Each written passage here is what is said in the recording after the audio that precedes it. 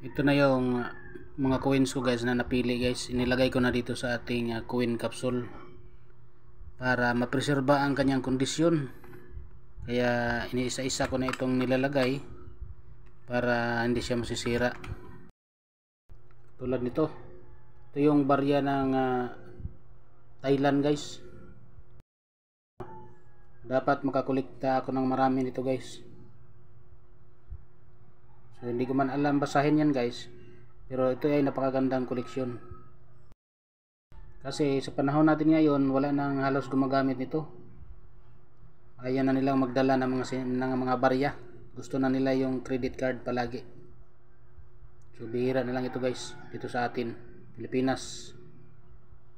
Kaya nakarating ito dito dala sa mga OFW natin, na dala sa kanilang pagpanarbaho sa ibang bansa. Meron din sila mga ganitong natanggap pag bumibili din sila doon sa Thailand. Ito pa 2007 na dirham coins. Yun ang dirham coins guys. Ito ay napaka-viral din sa ating mga coin collector. Mayroong tao na hinahanap nito guys, kaya sobrang mahal, at saka papagraduhan nila, certified nila para mataas ang bintahan. Yan o, dirham coins to guys. May taon na 2007, 0.77 US dollars yung halaga. Ang 10 yen coins na mayroong taon na 1974. So napaka-rare nito guys, kaya sinama ko dito sa ating mga coin capsule. Kasi napakataas din ang collector's value nito guys. Ito yung napaka-importante guys na aking kinukolekta. Ang 10 yen coins na mayroong taon na 1974. Napakaganda yung kanyang itsura guys oh. Collectible coins ng Japan.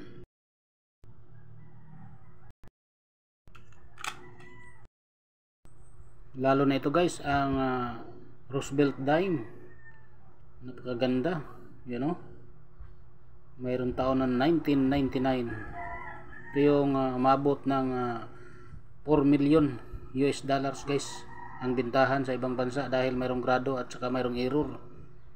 Yun ang nabinta doon sa heritage auction sa Amerika.